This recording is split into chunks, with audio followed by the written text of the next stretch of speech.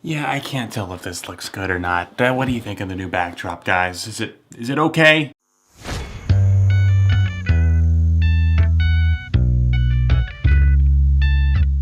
What's up everyone, John from ARTV. It's time for a review of album number 7, Beautiful Trauma by the pop star Pink. Obviously, she's been around for quite a while at this point. She's kind of iconic and one of my favorite pop stars of the 21st century. She broke right around 2000 and has been consistent ever since then. Even though she doesn't put out a ton of albums or music these days, she has still managed to stay relevant. And she recently picked up the MTV Vanguard Award this most recent year at the VMAs. So I'm proud of her for that. I'm excited to see that she's back with new music. It's her first album since The Truth About Love came out a half decade ago, 2012. I filmed a review of that, never released it. It was a very busy time. Green Day's Uno came out that week and a couple of other really big albums, and it just slipped through the cracks. I didn't feel like the review was good enough, but to sum it up, I felt like it was a decent album overall, and that's kind of how I feel about Pink. I'm more of like a singles fan a lot of the time, because whenever I sit down, listen to an album, it can get old because there's not always a ton of variety, but at the same time, I respect her for that. She commits to her style of music,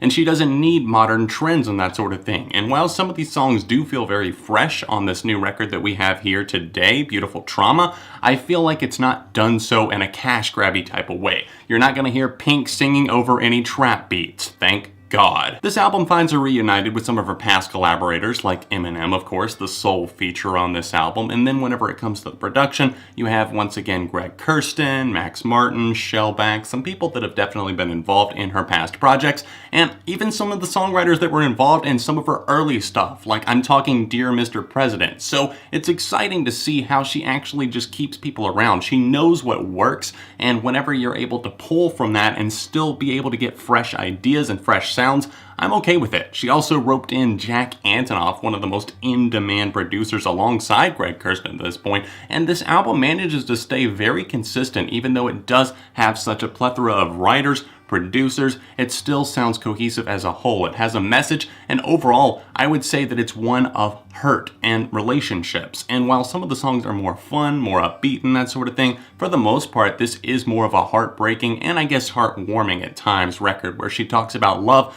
loss, and rebuilding. And a lot of this probably has to do with her relationship with her husband, Casey. What About Us was the lead single from this project, and I like the political undertones to this. She's talking about the people who get forgotten on a daily or weekly or even yearly basis, the people that are just left in the waves, left out there to drown. And she sings for those people as the voice, What About Us? And it is a more electronic leaning song, but I think that it's the most experimental on the entire project. Maybe that and the title track, Beautiful Trauma, but we'll get to that one in just a moment. What About Us is a pretty enjoyable pop song overall. It's not exactly in one ear out the other, but at the same time, I'm not gonna say that it's one of her absolute best. And by the way, guys, I have been working for a while now on a ranked episode where I rank every Pink single from worst to best. Here's the thumbnail for it, it's already made and everything like that. If you want to see this video soon, please help me get this video to 500 likes and let me know in the comment section down below if you're excited to see that. Getting back to the title track, I love the opening to this song. It just feels like you're walking into a palace and the doors spread open, and it's a beautiful feeling. I like that. It kind of expresses life, and like she said, obviously life has its pains, it has its ups and downs,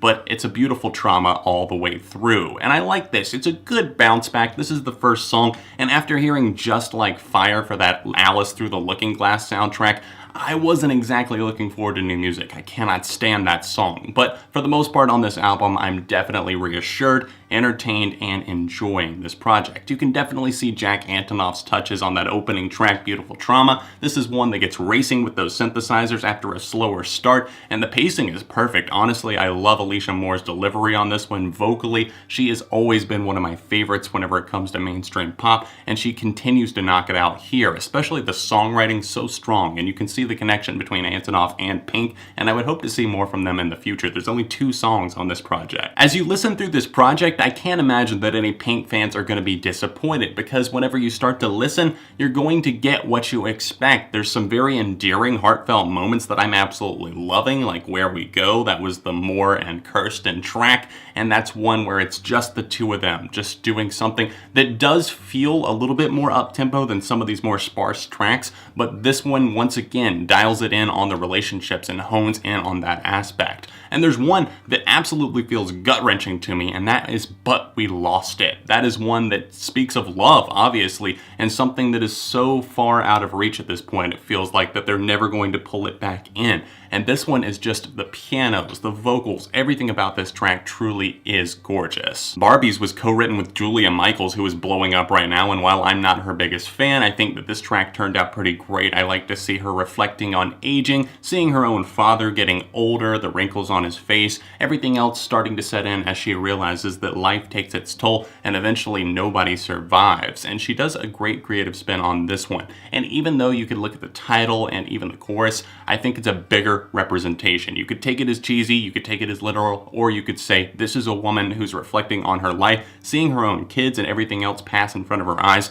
and she wants to just stop for a moment, go back to the simpler times. There's fun to be had here as well. I like secrets. That's one where obviously lovers are keeping secrets from each other. They're not telling each other everything, and this one has a great pre-chorus to it. I love that. Da da da da do do do. Super catchy. The melody gets stuck in your head. And then Revenge with Eminem is just fantastic. I love the playful production from Max Martin and Shell back here, the pianos, the delivery from Pink herself, and Eminem's verse is just funny as hell. It's getting back to a little bit of an older vibe for both of them, and I would love to see more of this. This is the third time Pink and Eminem have collaborated overall, and it's always been pretty much great results. I think this might be my favorite of the three. This album goes on a bit of a steady decline towards the end of the record. I wouldn't call it quite a nosedive, but still, it's definitely a drop in quality. Some of the songs in the middle of the album, it's not that they drag, it's just that, like I said, if you're listening to this project, you know what you're going to get, you know what to expect. So with a 51-minute record, it does get tedious at times, and towards the end, we get some of these tracks that, one, I just cannot tolerate, and a couple I'm just more on the fence with. And the one that I just cannot get on board with whatsoever, because it feels like a cheap One Republic outtake that's trying so hard to be a little bit folky, cutesy, like a mix between One Republic and of Monsters and Men, but it doesn't work for Pink at all. It's called I Am Here, and that track is just garbage. I hate it. Please, just like fire, burn it. Better Life is right before that. It's produced and written with Antonoff, and I would expect a lot more with them paired up. And then Wild Hearts Can't Be Broken is definitely a somber moment that just mellows things out, especially after I Am Here. But it doesn't get back on track, I don't feel like, truly until that closing moment that is just such a big statement. You get my love. It feels like the reconciliation of a relationship, and it's so sparse, bare-boned. It has a little bit of an orchestral feel, and some of these tracks do. I love the instrumentation here. It's organic more often than not. There's a lot of violins, sweeping symphonic moments, guitars. It's Pink through and through, and this moment at the end of the record just sums it all up perfectly. I've already had a good handful of songs from this album stuck in my head, so that's definitely a good sign. I've been humming along to What About Us for a while now, and the second pre-release promotional single that I heard, Whatever You Want. That one's so catchy. It feels like more traditional Pink. It's a callback to the early 2000s, just the way the guitar is presented, and even the vocals. I love Pink's attitude there, and her vocals roar during the chorus. There's a little bit of something for everyone. If you want ballads, it's definitely a little bit more ballad tinged throughout on this record, but I love the emotional overtones and the arc that this album really goes through. For a pop album, it's surprisingly a little bit deeper than most. I'm getting more than I expected with it, and while I am a pretty big Pink fan, like I said, not always super into the full-length projects, but here we have one of her stronger outings. I'm going to give Beautiful Trauma a 3.5 out of 5, and I'm going to go out on a limb here and say that this is going to have a pretty decent replay factor. I think this could go down as one of her most mature and one of her best albums of her career, but we will see. Time will tell. What do you guys think of Beautiful Trauma? Please sound off in the comments section down below, and while you're here, don't forget to leave a like on the video, and don't forget to let me know if you are interested in seeing that Pink ranked come to life. That would be for all of her singles released from worst to best. Pink, the pop icon. She recently picked up the Vanguard Award at the MTV. Pop rock pop artist that has truly stood the test.